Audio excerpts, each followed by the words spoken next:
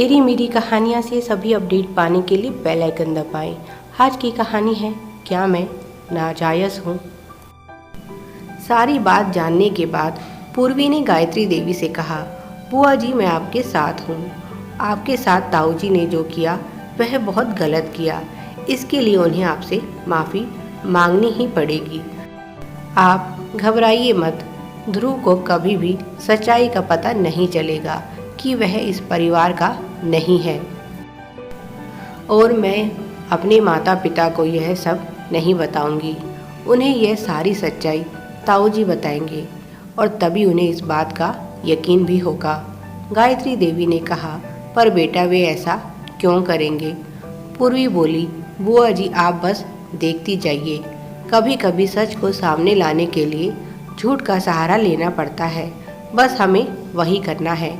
एक छोटा सा झूठ सारी सच्चाई बाहर ले आएगा।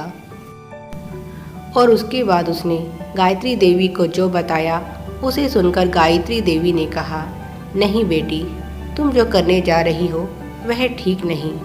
इससे तो तुम्हारी बहुत बदनामी हो सकती है।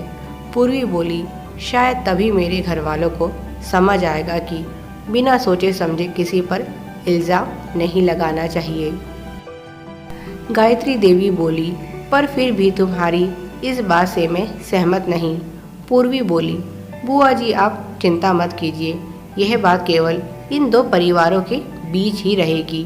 मैं अपने माता पिता को अच्छी तरह से जानती हूँ। वह कभी भी यह बात बाहर नहीं आने देंगे, और यह सब करने से पहले मैं ध्रुव की भी राय लूँगी। अगर उसे कोई आपत्ति नहीं तो आप भी ना मत कहिएगा। सच्चाई बाहर लाने के लिए यह बहुत ज़रूरी है। गायत्री देवी बोली, ठीक है, अगर ध्रुव इसमें तुम्हारा साथ देगा तो मैं भी तुम्हारे साथ हूँ, क्योंकि मैं अच्छी तरह से जानती हूँ इतनी आसानी से तो प्रभाकर सच बोलने से रहा। पूर्वी बोली, बिल्कुल सही कहा आपने। जब आपने ध्रुव के लिए इतना सब कुछ किया है तो क्या मैं आपके सम्मान के लिए इतना भी नहीं कर सकती? जो आपने किया वह एक मिसाल है, क्योंकि ऐसा हर कोई नहीं कर सकता।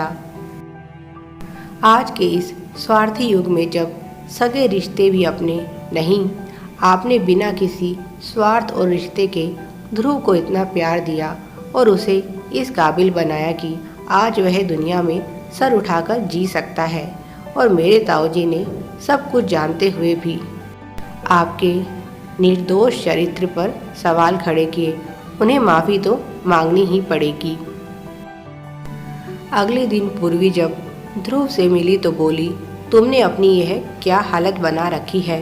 कोई भी ऐरा गहरा तुमसे कोई भी सच्ची झूठी बात आकर बोल देगा और तुम उस पर विश्वास कर लोगे। कल को कोई मेरे बारे में आकर तुमसे कुछ कहेगा तो तुम यकीन कर लोगे? ध्रुव बोला, पूर्वी यह बात मुझे किसी गैर ने नहीं, तुमने ही तो बताई थी, और बुआ जी भी मेरे सवालों का जवाब नहीं दे पाई। पूर्वी ने गुस्से में कहा, बुआ जी ने तुम्हारे बेतुके सवालों का जवाब देना ठीक नहीं समझा, और रही बात मेरी गलतफहमी तो किसी भी इंसान को हो सकती है, मुझे भी हो गई थी, पर अब सारी गलतफहमियां दूर हो गई हैं। इसीलिए मैं तुम्हें सच बताने आई हूँ और मुझे तुम्हारी सहायता भी चाहिए। चलो मेरे साथ। और पूर्वी ध्रुव के साथ कैंटीन में आकर बैठ गई। वह जानती थी ध्रुव ने कुछ नहीं खाया है, इसीलिए सबसे पहले उसने ध्रुव के लिए नाश्ता मंगवाया और फिर बात शुरू की। पूर्वी ने कहना शुरू किया, ध्रुव कल मेरी बुआ जी से बात हुई थी और उन्होंने मुझे जो बताया है वह मैं तुम्हें बताना चाहती हूँ। इस सारी कहानी में तुम्हारा तो कोई रोल ही नहीं है। इस कहानी के नायक और नायिका तो बुआ जी और मेरे ताऊजी हैं। मेरे ताऊजी और तुम्हारे पिताजी अच्छे दोस्त थे, यह सच है, पर तुम यह नहीं जानते कि एक समय ऐसा भी आया था जब तुम्हारे पिताजी अपने सबसे अच्छे दोस्त के साथ अपनी बहन यानी कि तुम्हारी बुआ जी की शादी करवाना चाहते थे, पर बुआ जी के मन में ताऊ जी के लिए कोई भावना नहीं थी, जबकि ताऊ जी उन्हें एक तरफा प्यार करते थे। जब बुआ जी ने उनसे शादी करने से इनकार कर दिया तो ताऊ जी ने इसे अपना अपमान समझ लिया और कभी शादी नहीं की। और जैसे ही उस दिन उन्हें बुआ जी नजर आई, उन्होंने अपने अपमान का बदला लेने के लिए मेरे माता पिता को मनगढ़ंत कहानी सुना दी।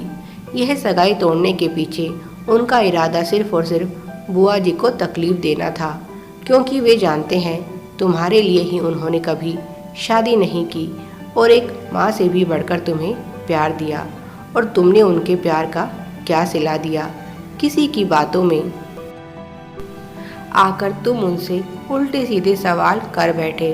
अब तुम ही बताओ, वे भला तुम्हें अपने मुंह से कैसे बता सकती हैं कि तुम्हारी सगाई उनके एक ऐसे प्रेमी के कारण टूटी है जिसे उन्होंने कभी ठुकरा दिया था, और सिर्फ इसी बात का बदला लेने के लिए उसने यह सब किया। तुम सोच भी नहीं सकते कि इस समय वे कितनी दुखी हैं। यह सब सुनकर ध्रुव को बहुत गुस्सा आया और वह बोला, तुम्हारे ताऊ जी को तो मैं छोड़ूंगा नहीं। मेरी पैदाइश पर सवाल खड़े किए और मेरी बुआ को अपमानित किया। पूर्वी बोली, सबसे पहले तो तुम शांत हो जाओ। मैं भी चाहती हूँ कि ताऊ जी को उनके किए की सज़ा मिले, और इसके लिए मैंने कुछ सोचा है और मुझे उसी में तुम्हारा साथ चाहिए।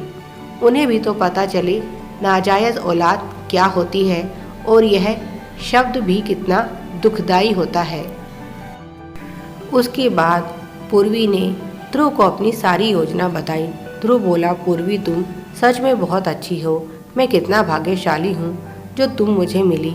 आज तक मुझे इस बात का अफसोस रहा कि मुझे मेरी माँ का प्यार नहीं मिला, पर माँ से भी बढ़कर बुआ और तुम जैसी समझदार पत्नी का प्यार देने के लिए ही शायद उसने मुझे माँ का प्यार नहीं दिया।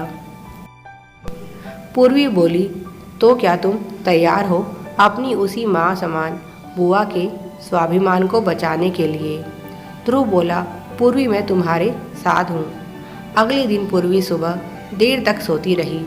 जब उसकी माँ उसे जगाने आई तो पूर्वी बोली, माँ मुझे तुमसे बहुत ज़रूरी बात करनी है। पूर्वी की माँ ने कहा, अगर वह बात ध्रुव से जुड़ी है तो मुझे कोई बात नहीं करनी, और वे उठकर जाने लगी। पूर्वी बोली, माँ मैं ध्रुव के बच्चे की माँ बनने वाली हूँ। यह सुनकर पूर्वी की माँ के पैर वहीं थम गए। पूर्वी की माँ बोली, यह तू क्या बक रही है? पूर्वी बोली, मैं तो वही बता रही हूँ जो सच है, और यह मैं सिर्फ इसीलिए बता रही हूँ कि कल को आप मेरे फैसले पर सवाल खड़े ना करें, क्योंकि यह बच्चा मेरे और ध्रुव के प्यार की निशानी है। इसीलिए मैं इसे ज़रूर पैदा करूँगी। अब आप लोगों को फैसला लेना है कि यह जायज़ होगा या नाजायज़।